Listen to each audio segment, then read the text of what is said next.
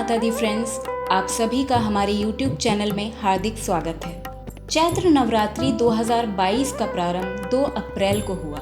नवरात्रि में देवी माँ के 9 रूपों का पूजन किया जाता है। ऐसे में नवरात्रि के 5वें दिन देवी माँ के 5वें रूप माँ स्कंद माता का पूजन किया जाएगा। मान्यता के अनुसार स्कंद माता की आराधना करने से मोक्ष के द्वार खुलते हैं और भक्त को परम सुख की प्राप्ति होती है। वहीं माँ स्कंद माता को सुख शांति की देवी भी माना गया है। आइए जानते हैं माँ स्कंद माता के स्वरूप को। माँ स्कंद माता की 4 भुजाएं हैं।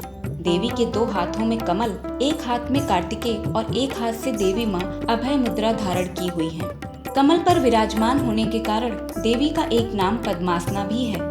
देवी माता की पूजा से भक्तों को सुख और ऐश्वर्य की प्राप्ति होती है और देवी की सच्चे मन से पूजा करने पर मोक्ष की भी प्राप्ति होती है। देवी के इस रूप को अग्नि देवी के रूप में भी पूजा जाता है। अब हम जानेंगे स्कंद माता के पूजन का महत्व। स्कंद माता का हिंदू धर्म में तो विशेष महत्व बताया ही गया है, साथ ही ज्योतिष विज्ञान में भी विशेष स्थान प्राप्त है।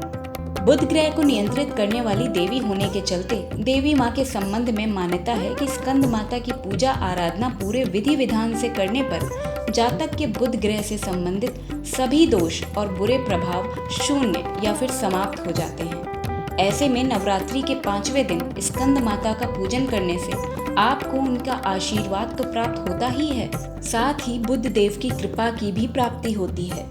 माना जाता है कि देवी की कृपा से वंश आगे बढ़ता है और संतान संबंधी सारे दुख भी दूर हो जाते हैं।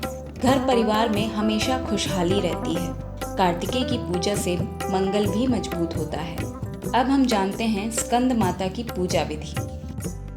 मान्यता है कि स्कंद माता के पूजन से भक्तों को अपने हर प्रकार के रोग दोषों से मुक्ति मिलती है। नवरात्रि के 5वें दिन की पूजा का विधान भी नवरात्रि के अन्य दिनों की तरह ही कुछ इस प्रकार है। स्कंद माता की पूजा से पहले कलश देवता अर्थात भगवान गणेश का विधिवत तरीके से पूजन करना चाहिए।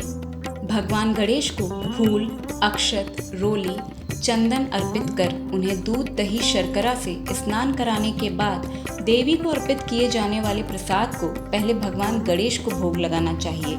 इसके बाद आचमन और फिर पान सुपारी भेंट करें। इन सब की पूजा अर्चना करने के बाद ही स्कंद माता का पूजन शुरू करें।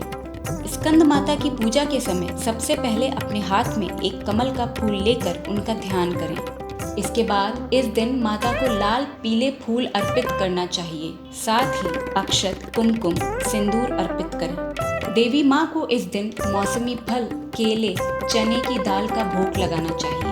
फिर घी अथवा कपूर जलाकर स्कंद माता की आरती करें। अंत में माँ के मंत्रों का उच्चारण करते हुए उनसे अपनी भूल चूक के लिए क्षमा मांगे। पंचमी तिथि यानी नवरात्रि के 5वें दिन माता दुर्गा को केले का भोग लगाने के अलावा गरीबों को भी केले दान करें। इससे आपके परिवार में सुख शांति रहने की मान्यता है। स्क्रीन पर लिखे मंत्रों का जाप करें।